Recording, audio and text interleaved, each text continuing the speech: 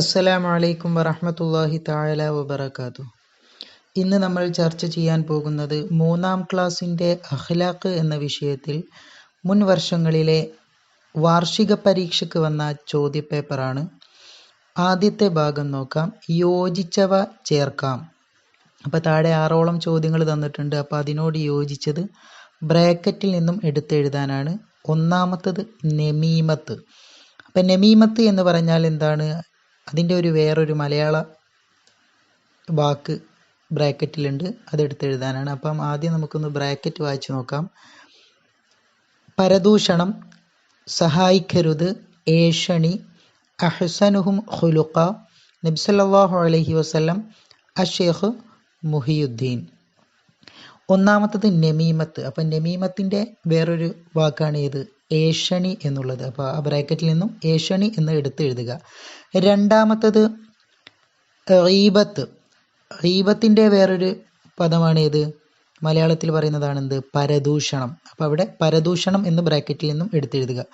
ഇനി മൂന്നാമത്തത് ചീത്ത കാര്യങ്ങളിൽ നാം ആരെയും, മോശമായിട്ടുള്ള ചീത്തയായിട്ടുള്ള കാര്യങ്ങളിൽ നാം ആരെയും എന്ത് ചെയ്യരുത്? സഹായിക്കരുത്. അപ്പോൾ അവിടെ നിന്നും രണ്ടാമത്തതായിട്ടുള്ള സഹായിക്കരുത് എന്നെടുത്തെഴുതുക. ഇനി നാലാമത്തത് ഔലിയാക്കളുടെ നേതാവ്.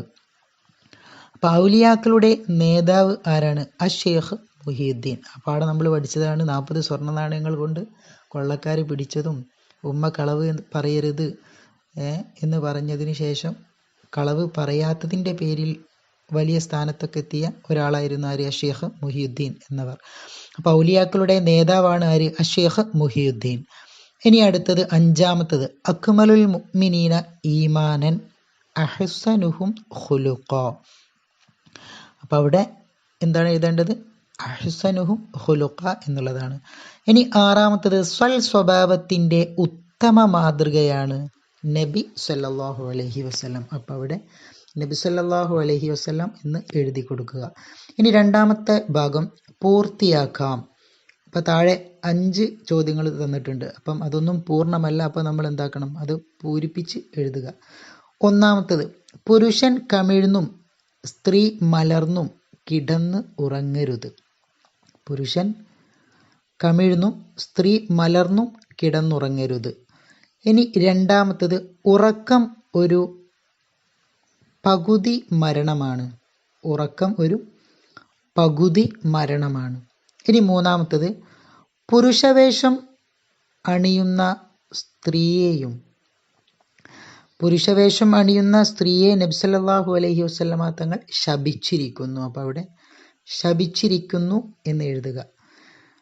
ഇനി അടുത്തത് നാലാമത്തത് കോപം വരുമ്പോൾ ക്ഷമ പാലിക്കണം.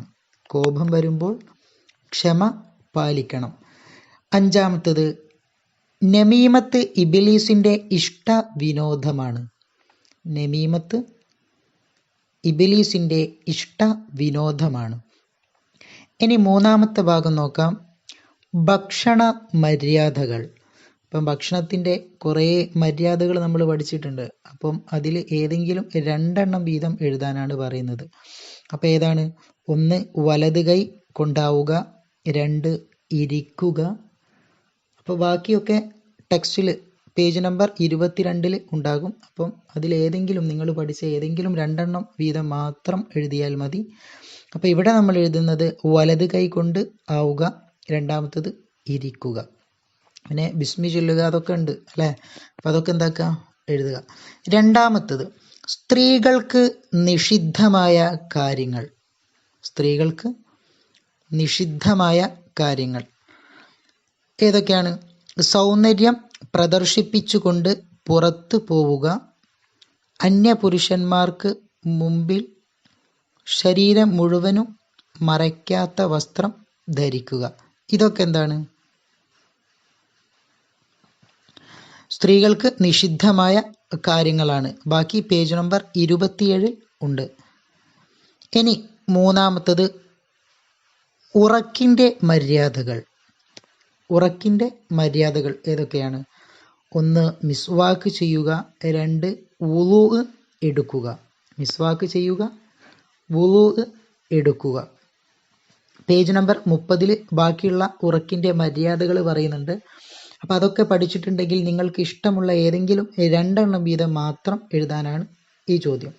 ഇനി അടുത്തത് ഉത്തരം എഴുതാം. 4ാമത്തെ ഭാഗമാണ് ഉത്തരം എഴുതാം. 1. പഠനശേഷി കുറയും എന്ന് ശാസ്ത്രം കണ്ടെത്തിയിട്ടുള്ള ആർക്ക്?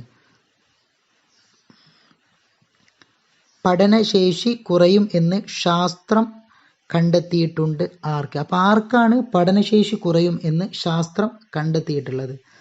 ആർക്കാണ്? വൈകി ഉറങ്ങുകയും വൈകി എഴുന്നേൽക്കുകയും ചെയ്യുന്നവർക്ക്. അപ്പം നേരം വൈകി ഉറങ്ങുക, നേരം വൈകി എഴുന്നേൽക്കുക, ഇങ്ങനെയുള്ള ആളുകൾക്ക് പഠനശേഷി കുറയുമെന്ന് ശാസ്ത്രം കണ്ടെത്തിയിട്ടുണ്ട്. ഇനി 2ാമത്തത്, അള്ളാഹു പരലോക ശിക്ഷയിൽ നിന്ന് കാക്കുമെന്ന് ഹദീസിൽ വന്നിട്ടുണ്ട്. അത് ആരെയാണ്? പരലോക ശിക്ഷയിൽ നിന്ന് അള്ളാഹു തആല കാക്കും എന്ന് പറഞ്ഞിട്ടുണ്ട്. അത് ആരെയാണ്? ഹദീസിലൊക്കെ വന്നിട്ടുണ്ട്. ആരാണ്? 1. ദേഷ്യം നിയന്ത്രിച്ചവനെ. അപ്പം ദേഷ്യം നിയന്ത്രിക്കാൻ കഴിവുള്ളവനെ, അങ്ങനെ എന്തെങ്കിലും ഒരു പ്രശ്നം ഉണ്ടാകുമ്പോൾ ദേഷ്യം പിടിക്കേണ്ട അവസരത്തിൽ ദേഷ്യം നിയന്ത്രിക്കുന്നവർക്ക് അള്ളാഹു പരലോക ശിക്ഷയിൽ നിന്ന് കാക്കുമെന്ന് ഹദീസിൽ വന്നിട്ടുണ്ട്. അപ്പം അതിൻ്റെ ഉത്തരം ദേഷ്യം നിയന്ത്രിച്ചവന്. ഇനി 3ാമത്തെ ഭാഗം, 3ാമത്തെ ചോദ്യം നോക്കാം. പിശാചിൻ്റെ സ്വഭാവമാണത് ഏത്?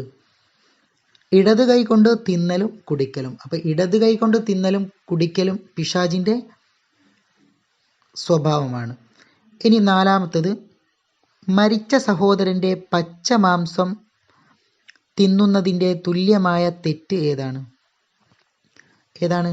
ഗീബത്ത് അല്ലേ? തൻ്റെ സഹോദരന് ഇഷ്ടമില്ലാത്തത് പറയൽ, അത് തൻ്റെ സഹോദരൻ്റെ പച്ച മാംസം തിന്നുന്നതിൻ്റെ തുല്യമായ തെറ്റാണെന്ന് നബി സല്ലല്ലാഹു അലൈഹി വസല്ലം തങ്ങൾ പറഞ്ഞിട്ടുണ്ട്. അപ്പോൾ അതിനാണ് എന്ത് പറയുക? ഗീബത്ത് എന്നും പരദൂഷണം എന്നും ഒക്കെ പറയുന്നത്.